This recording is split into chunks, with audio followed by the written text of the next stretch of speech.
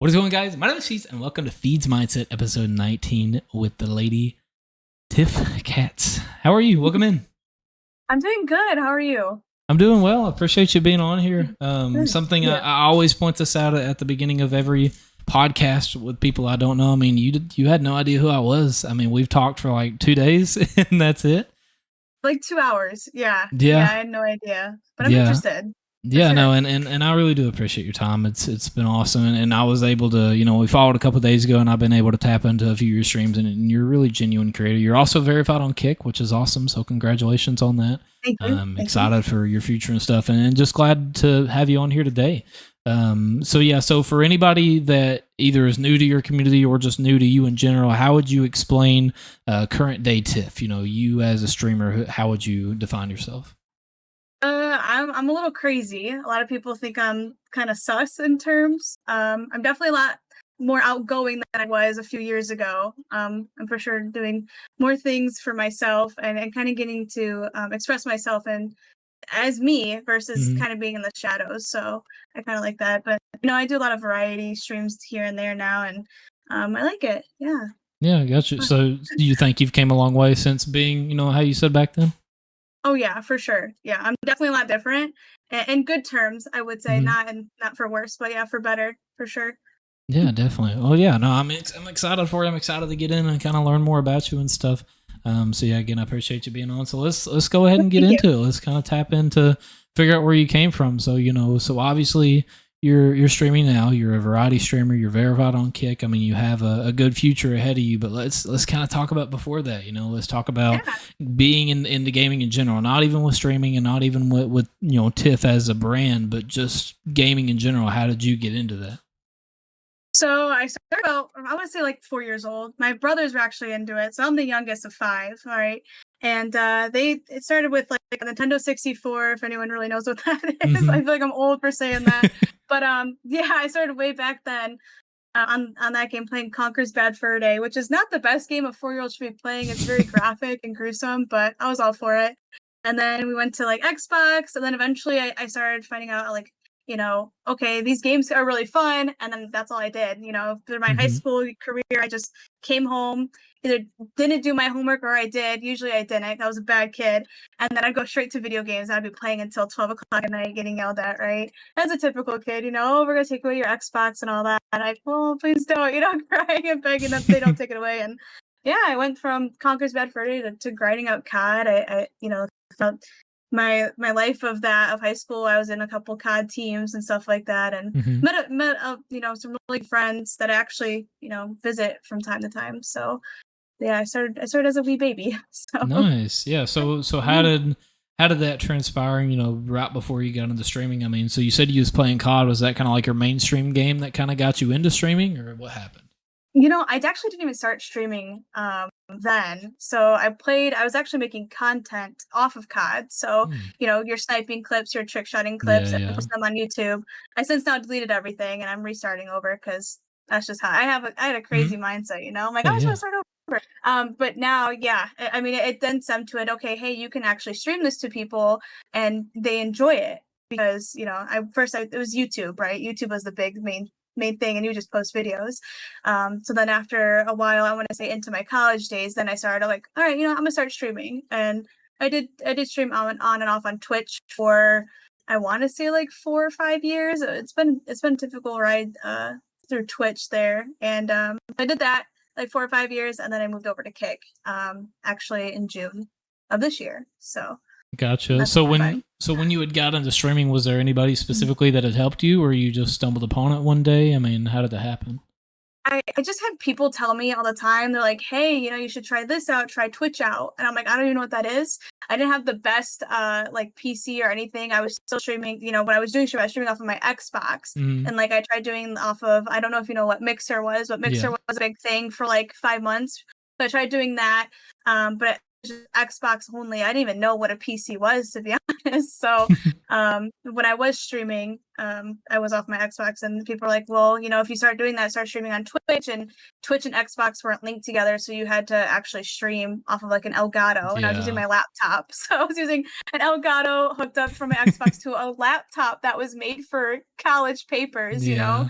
And eventually I saved up enough money, and then I bought myself a PC, and then here we are. Yeah, So definitely. So how did, yeah. before we get into like your brand name and stuff, I mean, so when you got a PC, I mean, was there a game that introduced you to PC gaming, and how surreal was it from, Yeah. because I guess what I'm saying is that there's a lot of creators that could watch this now or in the future, watch this podcast, and there's a lot of them that still haven't got that PC experience. So kind of what was that like for you? It was great. Loved it. So I loved owning a PC. I feel like I could do anything. I feel unstoppable, right? You could search things up and stream and play games all in one. It's just amazing. So having that experience, I was like, oh, this is fun. I love Hmm. this. But I started out on, playing the same games. I started with COD and I was like, all right. And then I went to Overwatch 2. I was doing Overwatch, well, actually Overwatch 1, sorry, before I got into Overwatch 2. I was doing Overwatch on Xbox, and they were like, yeah, it's on PC too. So I started playing that for like a few years, really grinding that out. And then someone told me, hey, are you going to use more mouse and keyboard? And I said, I don't know. I'm used to controller. I've been playing Xbox for years now. So they were like, try out Valorant. And then I got sucked into Valorant, and I've been playing Valorant for about 3 years now, competitively, Yeah. actually. No. I'm kind of weaning off now, and I'm doing more of like variety on that. Yeah. But I played that competitively for about 3 years now. Yeah. Yeah. I So mean, that would be the game. I kind of had, somewhat the same story. I mean, that's kind of where my story of gaming started, was with the Nintendo 64. I mean, I played a ton of Super Mario. Obviously, I feel like that's such a specific game that everybody should have played. And then Yeah, not me. a big part of mine was the Pokemon battles. There Okay. was on that, if you're not familiar with it, there was like a little mini game section where you could play as like the Pokemon characters in these little carnival games. And me, my brother, and my sister, every weekend we would have like a WWE championship belt, and we would compete for it every weekend, Yeah. and we would play, and we would see who would win, and then whoever would win would, we would follow up the next weekend after, because we had Okay. school. And Yeah. that kind of started my competitiveness, and being able to understand that world. And then kind of going forward to the PC world, I mean, that was kind of the Yeah. same thing for me. Valorant was my first PC game back in 2000, and I want to say So either big. 2019 or 2020. I'm not sure. COVID was so Yeah. long. COVID wasn't a short stem project, so it was I know. it was We don't want to so talk about that. it's crazy. Yeah, But it was crazy. that's, and I've said this before, but I'll say it again. That's how I got into PC gaming. When COVID had hit, the unemployment rate was just so high. I'd got laid off from my current job that I was working at, and I was just making like $200 to $300 more a week than I was making off my normal paycheck. Plus, on top of gas and no food and all that kind of stuff, there's a lot of necessities I didn't need anymore. So I just saved up 2 paychecks, and I just bought a pre-built for $800, Like, and I just yeah. bought Yeah. it and put it down and got the PC and started playing Valorant, and I absolutely loved it to death. And fast Yeah. forward now, from since then, I have a custom built PC now that I play on, that is about $2,000 worth, that I put together, and it's my it's my career in a way. Right. It's everything that does me. I mean, even with this podcast today, and being on Valorant on keyboard and mouse on there, really transpired a lot for me, because, I was really big in Call of Duty. That's how I got my name, was with Call of Duty and with feeds and stuff, because I was always, I always like seeing my name in the kill feed, being able Yeah. to get, as many as I can, your quad feeds, your 5-on, 6-ons, all that stuff. I was really about it, at that time, and that's how I'd got my name. And I'd been with COD for so long, but something about Cold War and Shitguard, I didn't like either of them. I thought they were horrible games. I just did not like them. Cold War, I feel like, is very opinionative. I feel like I'm a very select few that can say that they didn't like Cold War. But when Yeah. both those games came out, that was right at the time when I'd got my PC and when I transpired into Valorant. And so when the new COD technically had came out, MW2, there was just something about it. After transferring from Valorant to MW2, it just felt fluent. Like I was hitting quick scopes and I was flicking on people like it was nothing. And like 2 to 3 months later, before I knew it, that's when Ranked came out, and I had took Ranked over, because now I'm one of the only ones. But before, there was like 4 or 5 of us, that would people that Yeah. would snipe only in Ranked. And back then I got to Diamond 1 sniping only, being solo most of the time, and I loved it. It was great content, being able to shit on these kids that was pretending to be professional and thought that they were the shit, and then they see me whip around with the sniper and quick scope them and piss them all off. But I do have Valorant to thank for that. Valorant was my first keyboard and mouse game, and that definitely made a big awareness of the type of player, that I could be in the keyboard and mouse world. Yeah, I agree with that. Valorant is it's one of those games where you either love it or you hate it, I think. But yeah, MW2, I've actually recently started playing the new one, a lot harder, I should say, because I didn't really like the last 3 CODs have not been my favorite, and a lot of people could say that this is probably the best one out of the 3. I did play Cold War on Xbox because I recently just got this PC. Like, I haven't always had a PC. I recently had it. I think would be my second year owning this PC, so it's not like I really got into it. I had like a really, like you were saying, like a pre-built. I had a really crappy one I bought for $600 off of a friend, so it was like, it got me somewhere. But no, Cold War, I played that for a little bit. I liked a little bit of it, but it's bad. And then you said Shit Guard. I don't even know why I downloaded that. I played one game and then I uninstalled. Like that, it was that bad. It was a bad game, but I mean, horrible. Like I said, I had the same thing. But when Black Ops 4 had came out, definitely as a sniper, not as a creator at all, because not a lot of people like knew feeds. They just knew like the sniping side of feeds. And Black Ops 4 definitely made my mark. If you ever have free time, go search up feeds best of BO4. I genuinely feel like I was like one of the most skilled players at sniping when BO4 came out. I mean, I took it over. I was so in love with it. I could play, I could have 3 days of 10-hour streams back to back to back. I would not complain once. I wouldn't rage. I'd talk a little bit of trash because I knew that I was like better than the players. But I would never rage of the game. And there was even a time, I'd said this before, but there was even a time I'd played on a Friday. I played 12 hours of BO4. I didn't hit a single clip. I was so upset. I was so mad because at the current time we had a little montage, clan tag montage that was going out to go in this bracket or whatever for this. I think it was called Team Rose at the time. My profile picture that has the Prime District on it, the white jersey in my profile picture. Rest in peace to Prime District. They're no longer a team anymore. But there was a montage challenge for them that I was trying to help out for and go with.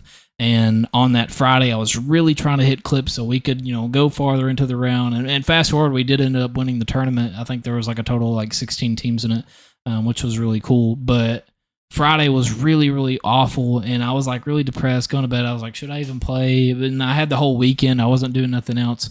So then I played again on Saturday, played another 10 hours on top of my 12 hours I just played, and I hit 3 of the best clips in my life of BO4, that I've ever hit. So it was kind of surreal, and it's kind of just like, I mean, that rule of thumb kind of applies to anything. You don't know what tomorrow's going to bring. You don't know if this is going to be your best stream. You don't know if you're going to hit your best clip. You don't know if you're going to meet your best friend. I mean, you don't know. And I think that's the cool part about streaming and stuff. And I do want to bring up a few more of those topics, while we talk more on this podcast. But I do still want to kind of at least ask the question of where TiffKats came from, where your branding came from, how you stimulated from. I feel like that's more appropriate before we actually get into talking about us as creators and our opinions, because I want to have a better idea of where you came from and how you got your name. Yeah, for sure. So I actually wasn't always called TiffKats. I had multiple names throughout the years of gaming. My very first gamer tag was Chicka Babe. Don't know why. I was like 10, so I can't, don't judge me. But the more and more on I was like, okay, well, I know I like cats, so a lot of my tags had kitten in it. And then recently I just had this name change, actually.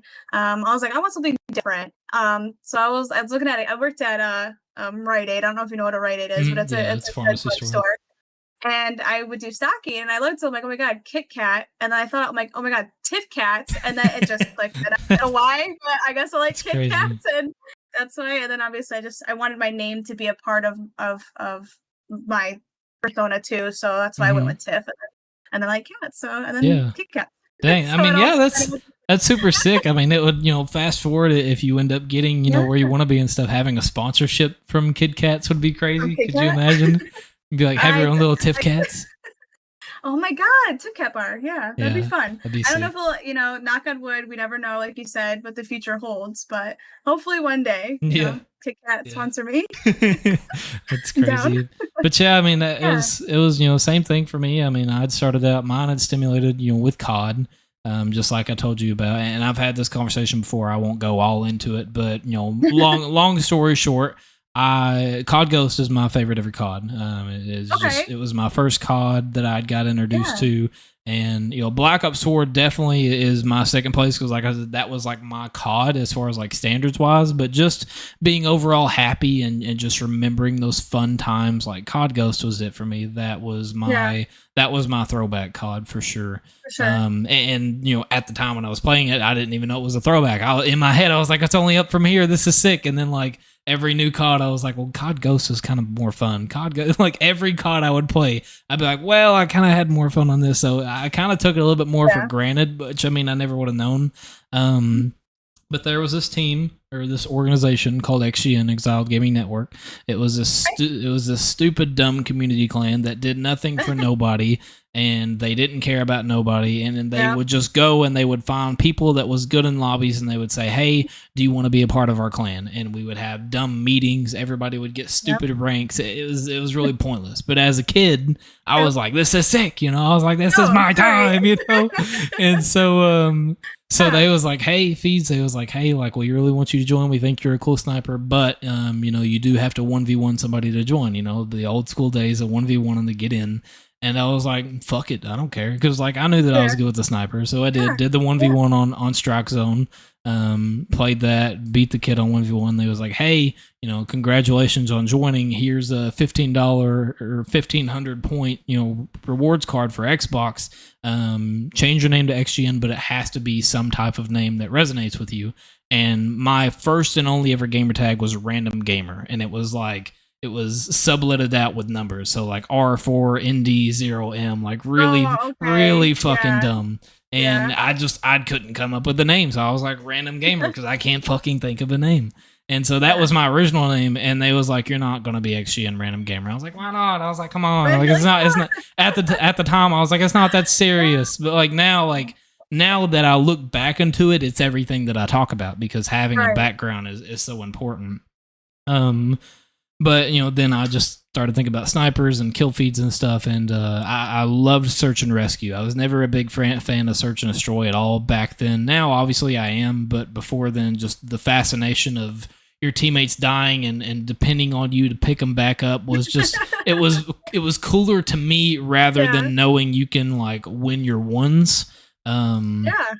So, but yeah, I just really loved it and really loved sniping and the content that came with it and the reaction. So that's kind of how the name Yeah. Feeds had gotten. And Same. aside from team names, the only other name I've had, like, I'm Feeds XD now. I wish that I could get just Feeds, just like everybody else wish Yeah. they can get their original name. But I used to be called U Feeds for the longest time, and I just did it just because that was the only fluent name that didn't sound stupid, and that was as close to Feeds as I could get. But there was just one day, I think actually it was when I was getting ready to do my merch that I have, which it doesn't have XD in it in the merch, just says Feeds with my like logo. But I was just thinking like around the time when I did my merch last Christmas, I was like, U Feeds just sounds really dumb. I was like, U Feeds just does not sound good. And so then I was typing in everything, and I just tried in Feeds XD like with the laugh, and I was like, oh shit, that's not taken. I was like, all right, like I can go with that. That's fine. That's close enough for me. And so that's It's how I sick. got I in like Feeds it. XD. It's So sick. yeah.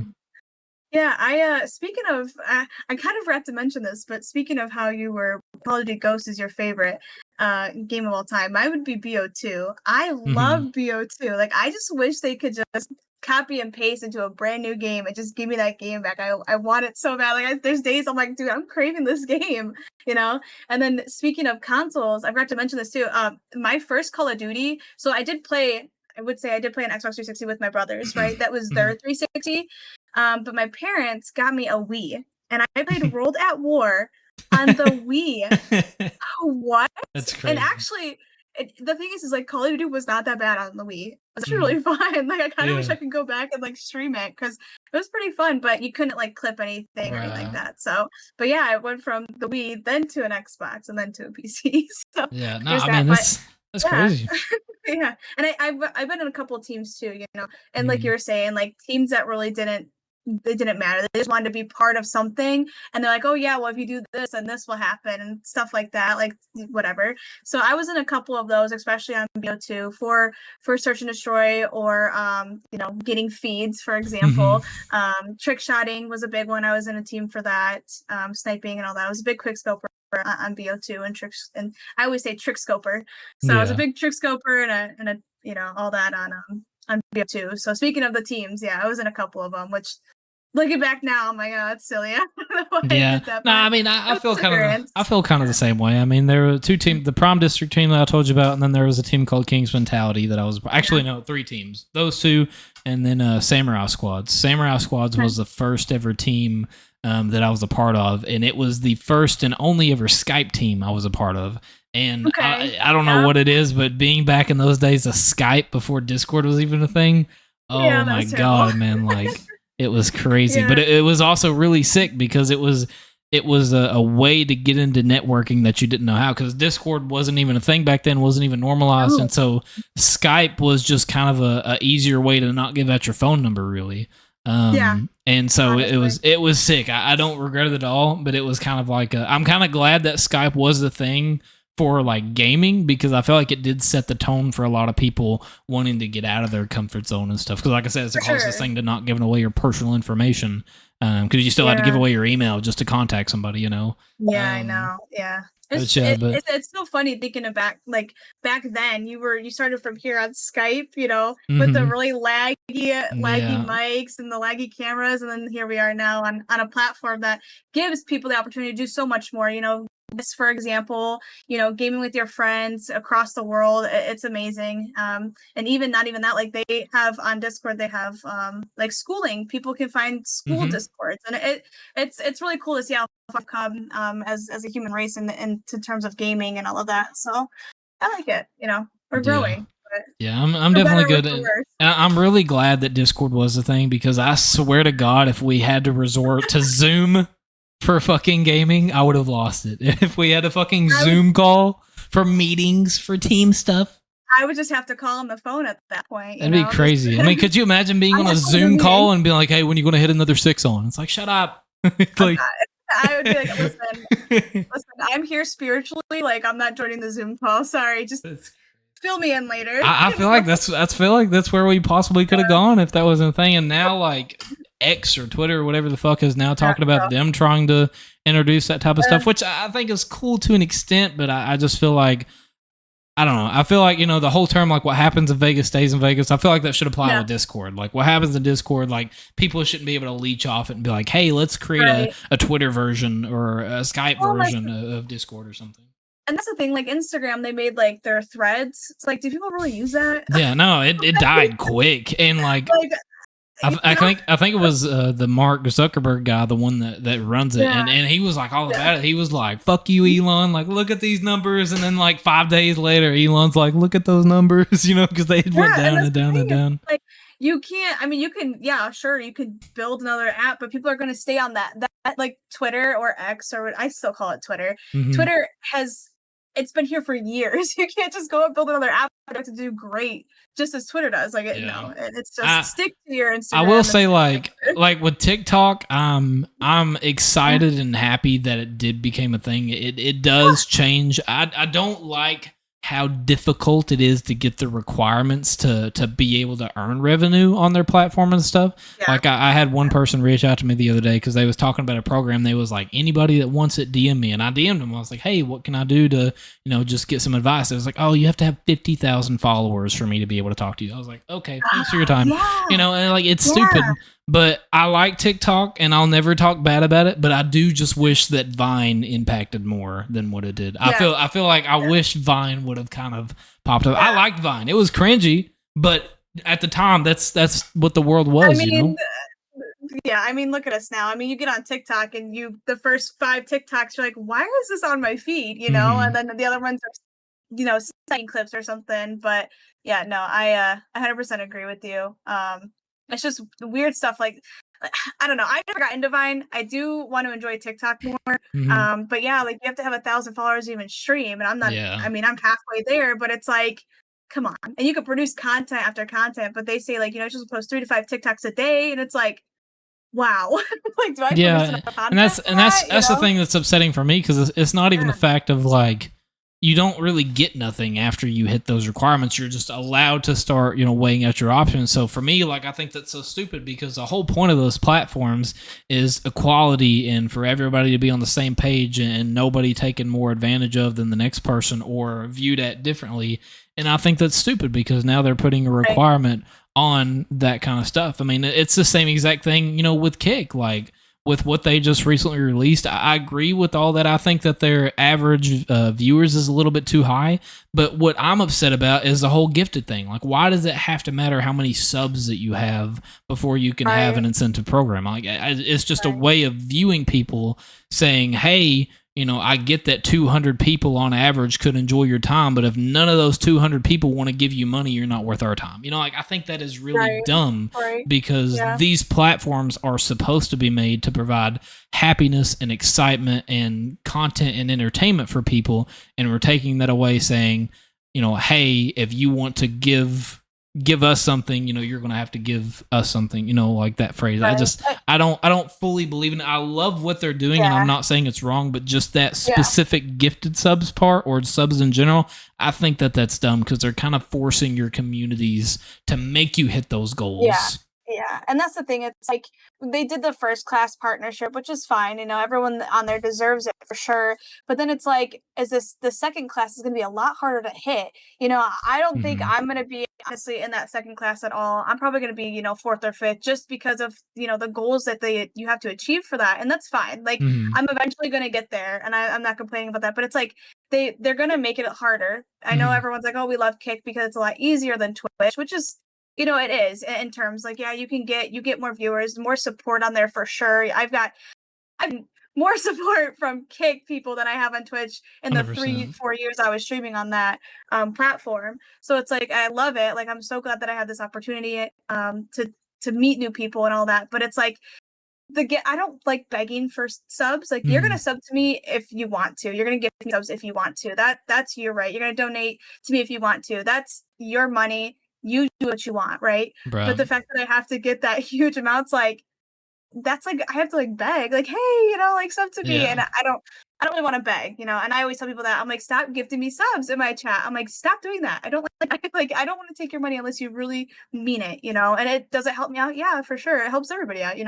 Anytime someone subs, it helps them out, no matter what. If it's to buy food, get gas in their Hmm. tank, to buy a new pair of jeans, to pay bills, I support that. But it's like that's a lot of subs, and people who are affiliate, a lot of people don't they can't get that reach that they want, right? So it's like you just got to really grind it out and then just hope for the best, and it sucks, but Yeah, and and a lot of people I are gonna think hate it. I think the biggest issue too. I mean, obviously, right at the gate, there's a lot of people. I mean, it got hyped up really quick with a lot of miscalculated information. Yeah, yeah, Because a lot of people's like, I can quit my job soon. Like this is it, mom. Like I'm about to make it. And like what I'm getting at is that yeah, it's high right now, and it's going to eventually get higher and higher. And the second class, third class, fourth class, like the lower tiers that you go, there are going to be smaller requirements, but the smaller requirements is going to become smaller the paycheck. So we could right, end up getting to the sixth or seventh class of it saying, hey, if you hit a minimum requirement of like 40 average viewers, this, that, whatever, we'll pay you like $10 an hour. And you're going to get those kids. That's going to be like, why would I grind for that when I make 22 at my job? And it's like, right. it's kind of, people are taking it a bit more for granted. And Twitch and stuff, essentially like the obvious stuff, like providing, getting yourself out there, providing entertainment, making content and stuff. Yeah, but like at the end of the day, nobody likes saying it like this, but it is a job. It is a way Yeah, and a form of side money and stuff. Nobody likes outright saying that Twitch and Kick and Mixer and all these other platforms are money companies, but they are because you're trying yeah, to be a full yeah, time creator and you can't ignore the fact that you have to feed your families and pay your house bills and stuff. But for sure. it's going to slowly start getting to the point where if Kick starts feeling really bad and catering to the people that's like, I can't hit those requirements, you're not paying attention to me, it's then going to turn into them stooping to their level, and then people saying like, oh, that's like no money, I shouldn't even stream at all if that's what you're going to pay me. And it's not going to help nobody. It's going to be punching a brick wall. It's going to be pointless. Right. And that's the thing, like, you get your, like, the partnership now is amazing because Kick, they post you everywhere, hey, like, look at me, this person's partnered, come here. And the $16 an hour, I don't know if that's actually true. I've never actually sat down and talked to a Kick partner. And I'm assuming it's probably around there, right? Right. You can make that at McDonald's, right? But where they really get that money from that income as a Kick streamer is from that gifted sub or from that sub. You get way more than you would on Twitch. So that's why a lot of people moved over to Kick, and that's where they get their money. Or people who donate, because when you donate, you get 100% of that proceed, right? Unless it's like sometimes people like take the tax or whatever. If you're from a different country, so it taxes differently and all that. But that's where people get their money from. So but then again, when you're being this Kick partnership, right? You get your brand deals, you get your sponsorships from other companies, and then you make money that way. So it's like it's a pro and con type beat. Do you want to keep grinding this and then get known for this, or do you want to do this as a side job and then hopefully you make it big type beat? So it's pro and con. Yeah, no, definitely. And that's kind of the biggest thing too, because there is a possibility that either somebody from Kick or people that actually represent Kick, could be in here. And I'm not bashing the company at all. This is an amazing platform that has been built that helps out a lot of creators. And I feel like a lot of people moves over because of the 95-5 split, and they're like, oh, like that's so much more money. And like hypothetically, yes, but I look at it as, that's for anybody that's a full-time streamer or a mom, or they take care of their parents, or whatever your situation is, that's more money for you to provide for your families. That's how I look at it. I don't look at it as more money in your pocket. And so that is kind of the confusing part to me about the whole gifted subs portion, because I would get it if Twitch did that, because it would make sense to me of tax relations, because they're giving a 70-30 split, and they would want to know that you're providing enough gifted subs that's calculating for their taxes for them to pay you more. Like, that would make sense. But having a 95-5 split, and then on top of that, what they give you right at the gate, then they are making you hit a specific number of subs and stuff. That's what doesn't make sense to me, because they're not really upset about the taxes portion. And if anything, it kind of makes it a little bit worse for the streamer too, because the 95-5 split already is going to do you in taxes, because you're getting more money, which is taking up more taxes. And if people don't set it up a proper way, or if they don't know two shits about taxes at all, they'll have to owe at the end of the year. And and I don't know, it's different for everywhere, but in the state of Kentucky, I think it's like anywhere's more than $600 is when you have to file. And I feel like that's kind of a guaranteed way. And I feel like that's my biggest con of Kick, is because nobody has talked about taxes at all when that rolls around. And I am a little worried. I'm not gonna lie, I am a little bit worried, and I feel like a lot of people are really pushing into it. And I'm just hoping and praying that it doesn't knock them down when that comes around, and Kick's just gonna be like, they're like, well, don't know, man. Yeah, and I was just talking about this actually. I want to say earlier today, I'm like, are they going to tax us yet? Because with Twitch, they literally say, this is your tax form. Here it is, fill this out. The whole I filled it out. But with Kick, I'm like, am I about to get like outright tax? Like, how, it's like, what's gonna happen here? And that's the thing. It's like, am I gonna even have any? So a lot of the subs that I do get, I'm saving, because it's like, am I gonna have to owe this back? And how much am I gonna owe back? Because I don't want to be in debt and then be like, oh my God, now I have to pay all this for taxes because I was never explained. And that's the thing, like, I think Kick just never thought of. And they're like, oh shoot, people are going to ask questions now, because I don't think they really thought they were going to pop off, honestly. I know Kick was around since like the beginning of this year, and they really kind of popped off right? Like summer of this year. And it's like, they probably never even thought about this. It was like in the back of their mind. And it's like, now it's in the back of mine too. It's like, am I going to get taxed? Yeah, because I mean, my two biggest things, is like, when all that rolls around, like when I feel like, let me figure out how to word this. I hope that I'm wrong saying this, but I hope that Kick is not a money muling system that has a secret alternative plan. Because what I mean by that is that when tax time rolls around, everybody gets fucked. Everybody's complaining. Kick is the platform that those creators have established themselves, and a good chunk of those creators are going to Kick is their only job. And so if you get fucked by Kick having to owe them taxes, you have to promote your Kick to pay off the taxes that you owe to Kick. You know, like it's not a good look. And so it does worry me a little bit. And the second thing that I was going to say is that, you know, on my subs and stuff that are like over $100 in my paychecks that I get, you know, when the month rolls around, like I tap into it and I do the math, and it is strictly a 95-5 split. There's no cutoff at all in the taxes. There's no taxes out on mine at all. And I feel like I just don't feel like people are thinking about that. I feel like they get that check and they're like, I'm so glad that I'm not on Twitch anymore. And like, I get it. At the end of the day, that's what we're here for. We're all here to provide for our families. But I'm just hoping that somebody has 2 brain cells in their head and is able to ask these questions, because I hope so too. I feel like it could be bad. I'm 100% behind that statement too. It's something. It's like, all right, waiting for tax season because I'm about to be, you know, I'm just like waiting for it. So definitely, no, I agree with that. But so anyway, so you know, we're almost 40 minutes in, so I got 2 more topics that I kind of want to brush over and stuff before we kind of end up here. Not rushing or anything, just kind of wanted to go off to the next topic.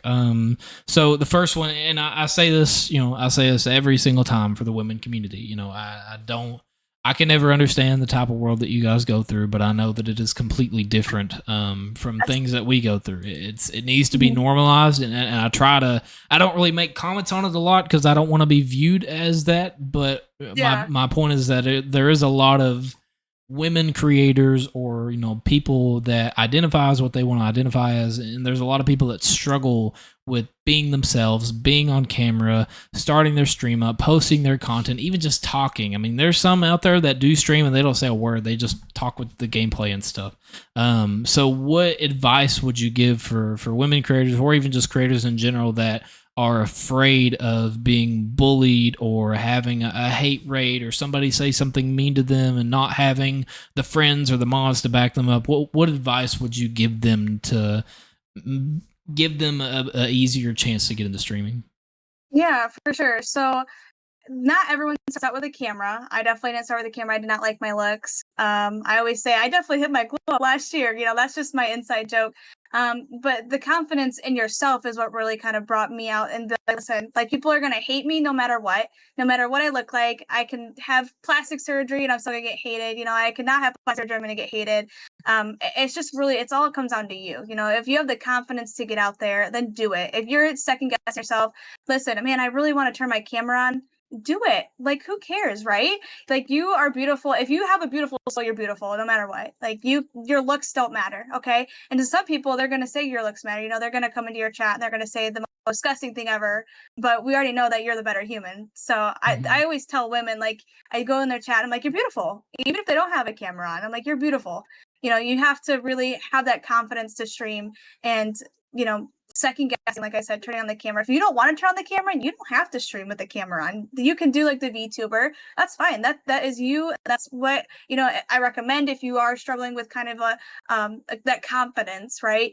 I couldn't do it. I couldn't do the VTuber. I'm like, I don't know how to do it, so I gave up. So I just put on camera. And like I said, some people they support me. You know, they're like, oh, cool. You know, you're without your camera, your content wouldn't be this or this. Some people, you know, they come to my chat and they say some foul things, and I delete them. Like, I don't care. Like, you have your opinion. Everyone has their own opinion, and that's the thing. It's like, just don't care about it. You have your own. Your own opinion is what matters to you truly, and your confidence and all of that. So I just say, get out there and turn on your camera and kick some ass. That's all I gotta say. Yeah, you know? No, definitely, it's good advice. And on the flip side of that, I want to ask off of that topic too, for people that do get into streaming, but they don't want to stream so much because they have nobody to play with. They struggle with collaborations. They struggle with sending DMs and messages and playing with other people. What advice would you give them to step out of their comfort zone to make friends? Yeah, for sure. So I'm kind of like that, you know. I'm always afraid to ask people, you know, hey, you want to be down to play, because I have that fear of rejection, right? And most people do. But that's the thing, you just gotta try. You would actually be surprised how people are willing to play with you, and to be in your video or even just to play with you off stream. I have a lot of friends that I didn't think actually really liked me, and they're like, "Dude, just ask." I'm like, "Oh, okay." And now that I push myself to, as a person, to grow into that comfort zone to ask someone. So don't be afraid, just ask. And it's hard, it really is. But once you start doing it, and then you keep doing it and doing it, then you're like, okay, now I know who to ask, now I know who actually wants to be my friend, etc., who wants to play with me. And for me as a streamer, I always ask, hey, anyone down to play? Like, I love meeting new people. And yeah, so if anyone's down to play, hit me up. Yeah, no, I love definitely. meeting everybody Yeah, and for playing with, sure. And Twitter handles drop yeah. below. You can check her out in the description, all her links and everything. But yeah, it's the same exact thing. That's why I start out the way that I do. Is I make it a valid point that we have no idea who each other are. Yeah. Because it's important, because a lot of people have trouble breaking that bridge and breaking down that wall and stuff. A lot of people have trouble crossing over, and Yeah. it's good to normalize it. And like I said, and I say this on almost every podcast when I bring this up, but on the Twitter page for my podcast, that's why in the bio it says members followed, or guests followed, because it's not a flex of saying how many people that have agreed to give me their time to be on the podcast, but if the best way that I put it is that if you tap into me, into feeds, and you like who I am, what I provide, my outlook on life, and things that, my goals, if you align with that, I do my podcast mostly with like-minded creators, somebody that either I know from somebody else's community, or somebody that I've done enough research on to be able to view them as a person that I know that would be sustainable and successful in the future. And so that's why I have guest followed in the bios, because they can click on anybody that's been on the podcast. Yeah. Now we're on episode 19. So that is 19 individual creators, including me, that you can just DM and talk to. Hey, what do you play? Hey, when are you live? Hey, seen you playing Fortnite today. Can I help carry you in a victory royale? Like, I don't care how you have to word it, man. Just get out there and do it. And that's the thing, like, I'm terrible at responding, so I might not respond, but I mean, you kind of had a little bit of No, that. it's all good. I typically don't respond, I give like a 1 a day 2, Mhm. I'm just bad at it, but I will respond. So I always tell people in my community too, like, be kind. We're here for good vibes. We're here to be kind, no matter who you are, what you identify as. Like, we support you no matter what, and I'm down to play with anybody. Like, I have certain people in my chat that are transgender, and I don't mind. Mhm. Like, that is their life. Why would I don't need to hinder their life more, right? Yeah. So you do what you want with your life. I'm gonna do what I want with my life. Come join, come play. Like, Yeah, I no, don't I, care. I, I definitely So, get it, and it's disgusting the way that this community is, because oh we're all yeah, people at the end of the day. It doesn't matter what your race is, what your religion is, what you identify as. We're all just trying to be successful and have a good time, and feel comfortable mhm, in our own skin. So I don't see why yeah, anybody should have that right taken away. It makes no sense. sad. So before I ask the last question here, I do want to flip this specific topic that we're on, because I give everybody the chance to be able to at least talk about one topic, something that they're Yeah, passionate about, something they like doing.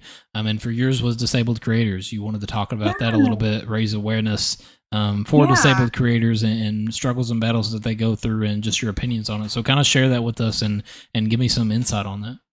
For sure. So I want to start off by I actually I have anxiety, depression, and I have ADHD, and a whole lot of other things that we won't get into. Hmm. But for that, it's hard. Talking about going your comfort zone and having that anxiety, it sucks. Your heart's racing. You start to shake. You're thinking like, oh my god, are these people gonna hate me? What's gonna happen, etc. And I wanted to go off this topic because I posted a YouTube short and got slandered for it, actually, because I have ADHD. And a lot of people are like, Hmm. well, it's not what ADHD looks like. And I'm like, you do know that there's different traits similar to autism that there is in ADHD. So I wanted to bring this awareness to people who have ADHD and all that, and people who have anxiety and depression and other disabilities.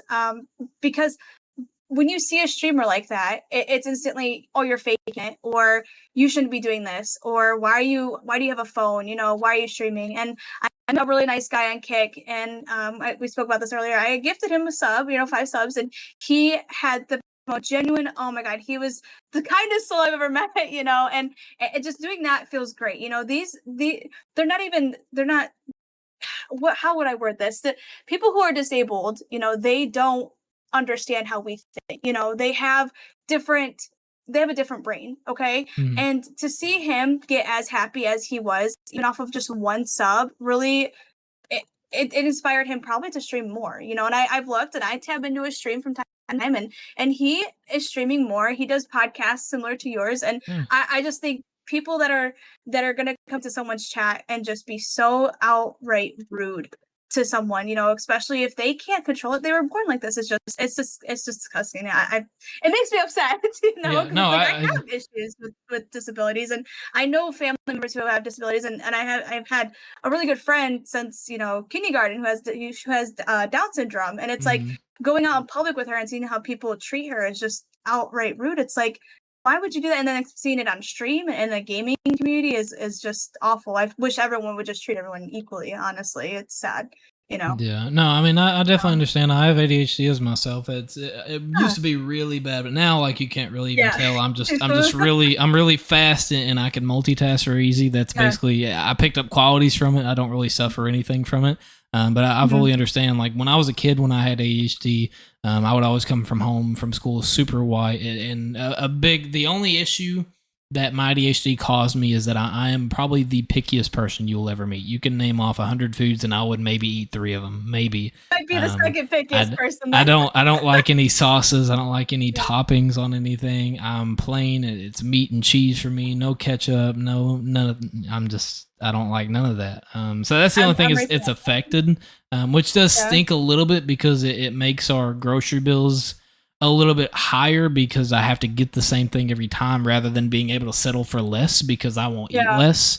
Right. Or even like diets or which I mean I'm not a big person but like even like Yeah. diets or just like protein stuff like when I'm working out and stuff like it's hard because Right. I don't Yeah. enjoy that stuff. So Mhm. I definitely understand it, and my little nephew, his name's Liam, he has autism, and he's Okay. Yeah. he's I love him to death, and it really Yeah. affects me the way that people treat him in his Yeah. life. He has a deadbeat dad that don't give two shits about him. So Yeah. they struggle. People that are disabled have a lot of struggles, and I could easily see why it means more because when you see the happiness and the passion in their faces and their Yes. responses, like the only way that I can interpret it is like when you said you gifted, your friend that was disabled 5 subs that meant the world to him. Like I feel like in their brains, I feel like it would take them years to just get that little tiny milestone. And I feel like Right. for people Yeah. that are disabled, I can't speak for them because I'm not really like disabled or nothing, Right. but I Right. do feel like they feel like their time is never going to come. Um, Right. and Right. and statistically, when you look at all the streamers and stuff, there's only a very, very, very low statistic amount of disabled streamers that have actually been able to make it. So I definitely understand that is discouraging. But at the end of the day, you can't let that define you, and you can't let that be something that holds you back. So my advice for anybody that is disabled and is having struggles, or just like your friend, you said he was starting his podcast and stuff, like reach out to me, branch out, network, ask Mhm. advice, ask things that you need help with, because I feel like a big part of that is you always feel like you're going to be judged. And on my specific podcast, that is the biggest achievement and accomplishment that I would never throw out the window, even for $1 million. I'm never going to not create a safe space for other people. And to be able to provide a voice for anybody, whatever you identify as, if you have disabilities, if you're just having problems, if you just recently went through a breakup, like I don't care what it is you're going through. Like Right. if I Right. can somehow help you, that's who I am as a creator, and it's just privilege that I Exactly. get a podcast to share it with people. Mhm. Um, but yeah, but Yeah. that definitely makes me think about how far back their minds go. Even just like I said, like my little nephew Liam, like he is now. I think he's about to be 9 years old now, or he may be 10 already. I'm not sure. It's he's growing up so fast. I I know. can't keep track I of know. it. But he still Yeah. can't. He can speak like a few words, but he can't like say a full sentence. He can't tell you exactly what's wrong and stuff. And it really hurts my heart when I think a lot about it. And I know that there's a lot of people that don't suffer nearly as bad, but they still suffer. Right. And Mhm. people normal everyday people that are healthy and have nothing going on with them, I know that we are constantly envied by a lot of disabled people saying, I wish that I could be like you or this or that. And that's Sure. that's that's Yeah. that's the only advice that I could give to anybody like that's watching, is that if you need somebody to talk to or to collab with, reach out to me or any of the other guests or to Tiff here. Build those connections and stuff, because being able to surround yourself with like-minded creators is going to get you a hell of a lot farther than just growing with one creator that's already made it. Yeah, and there are people who do fake it, and I think those people are just disrespectful, But there are people who are really trying, and they want to do this streaming, as a reality. It's something fun for them because they don't. Like I said, a lot of people don't think like we do, and then not even just people who have autism or Asperger's or anything like that, but also people who are wounded, warriors, people that are veterans, like they go through a lot too. Like my brother's a veteran, and my brother's best friend's a veteran, and they both struggle with PTSD, and it's an actual illness, and it's like it sucks when you see people out here that they make fun of them because you went to the war and you came back with a disease. Like that's just what that makes me so upset. It's like they went to war for your freedom, so you could sit here and say that, or there was I can't think of his name, but he's on TikTok and he has no hands, right? Or no arms, I think, no limbs. Yeah. And he streams on that and he uses his mouth like that. I'm so happy that we are actually coming along far enough in this world that we can actually have disabled, limb. I don't know how to, what is that word? Limbless? I don't know. Yeah. It's an awkward topic, but yeah, I know. But they don't have the limbs to to hold a controller, to hold a mouse, and they use their mouth. So good that is coming into play into the streaming world, and that we can stream that. But it's like he's big in the streaming world. But what about the smaller streamers or the people who are newer that sit here and get made fun of, people that go and support that streamer but won't support another one? It just, the stuff like that. It's like, come on, guys! Like the human race is so sad. I had seen something like this was like 7 or 8 years ago. I had never really thought about disabled gamers or anything. Like I never thought about it because you don't really see them nowadays. A lot of them are afraid to get out and stuff, and it's not normalized. But there was this one guy that went viral for faking a disability, and that this really raised my awareness up. I don't remember what the name or whatever was, but I remember that he was in a wheelchair and he was streaming, and he had a GoFundMe for his hospital visits, and it was a crazy amount, like tens of thousands of dollars, and he had raised a lot into it and stuff. And there was one day where he was like, I gotta use the restroom, I'll be right back, and he just stood right up out of his wheelchair and walked away. And his wife was right behind her, and she was like, oh my God, so today we was at the park trying to make excuses because she realized that her husband, who is disabled that can't walk, just walked off stream, leaving his wheelchair showing in stream. And he ended up having to refund all of those people back. It was big on Drama Alert. It really went down, and he's just a pathetic piece of shit. And there's real people out there that do that stuff, and what money does to people is absolutely ridiculous. And when I had seen that kind of it was cool to watch because it was something to experience. Not cool, obviously, in the fact that he did it, but it raised my awareness to be just just the first minute or two in before we actually got into the story, I was feeling bad for this guy. I was like, man, he probably struggles through a lot. And then just to watch him walk away, I'm like, huh? You're like, okay, cool. You're shit.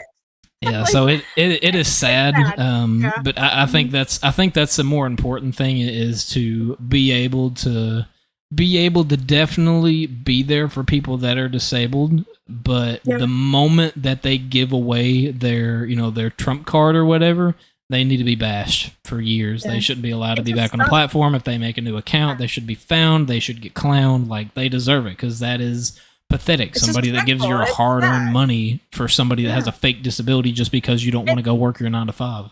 Not even that, all the people who were disabled, or are disabled, I should say, but we're watching him, right? Think, oh my God, I'm in the same boat, I was born with this, I have cerebral palsy, and then they just see him walk up. How heart-shattering is that? As to see that, I don't have cerebral palsy, but if I did and I saw him stand up, how my heart would be broken. It's that is just terrible. That's just such a disgrace. I definitely never.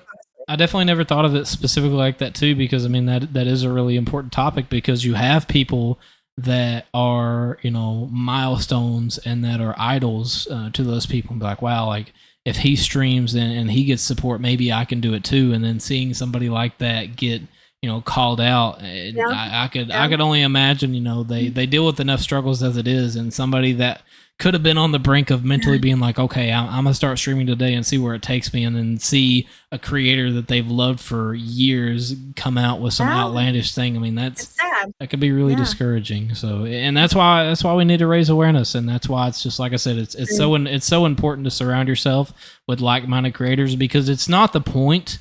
My point of surrounding yourself with like-minded creators is not the fact that you don't have chances of that happening. It's the fact that when you build up a community with so many people that are alike, when you finally have that one bad egg that gets called out, you have a army of people calling that same bitch out. You're not just on your own and now you have nobody again. And that's why it's so important, even just like this podcast. Like for me, I have had I mean, this is the 19th episode, but I think like 5 or 6 of them have been friends of mine. So like at least like 10 new people that I've, including you, that I've known nothing about. And those are 10 new people that I've met, rather than sticking with my 4 or 5 friends and they all turn out, if they were like losers and didn't succeed and came out with outlandish things and they got clowned and all that stuff, like then I would have nobody. So that's why networking is so important, because at the end of the day, networking isn't just a video. It isn't just a piece of content. It's having somebody to back you up when you need them the most. It's the friendship that you make along the way, you know, even if it's acquaintances or, you know, someone you've talked to for a couple minutes, it's having that networking, you know, system to back you up and, you know, help you out in terms of that happening ever in life, you know. So yeah, definitely agree. So so the last thing that I always ask everybody that's on here, do you have anything cool that's coming up? Any plans for your community? Anything you're excited about? I do have a couple things. In October, I'm going to be doing kind of more of a spooky stream. You know, we're going to be streaming at least a spooky game every week. I'm going to call it I'm going to do subathon, which is actually a first for me. So all that's coming up. And then in December, I'm actually going to DreamHack Atlanta. So if you guys are going to be there, I will be there. I'm going as a content creator. So I'll be out and about meeting with my friends that I've met through Kick, and then also, you know, all of my followers and stuff that are able to go. So it'll be first for me in Georgia, but a first for me actually going to a convention too. Yeah, so no, that's sick. Yeah, I'm definitely excited for you. That sounds really fun. I hope you have a good time. Before we end off on everything, is there any last words that you'd want to say for anybody listening? Just, you know, be yourself, keep grinding if you're doing, you know, the streaming business, never give up. What's that saying? Never back down, never what? Never what? But no, actually never give up. You know, this is something that you got to grind for and keep with it. You know, if you stop streaming for a few days because you need to get your mental health under control, that's fine. You're going to have the people supporting you no matter what, those same people. So just keep grinding, being you.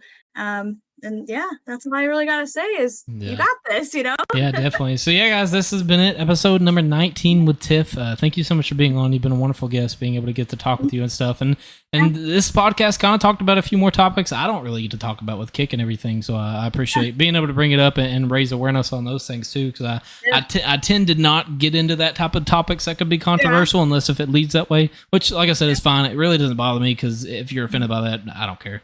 But at the end of the day, you know, I hope that something we said with somebody raises awareness, you know, really gets you thinking. And at the end of the day, if you need somebody to talk to, connections, advice, even just a simple something with help with OBS or something, you know, please reach out. You have me, you have Tiff, you have all the other guests that was on this podcast before. Our Twitter hashtags are below, and her links are in the description. Please go check her out. Drop her some follows and stuff. Really appreciate everybody watching the podcast. So that's been it. This is Feeds Mindset, episode number 19. My name is Feeds, and I'm out, guys.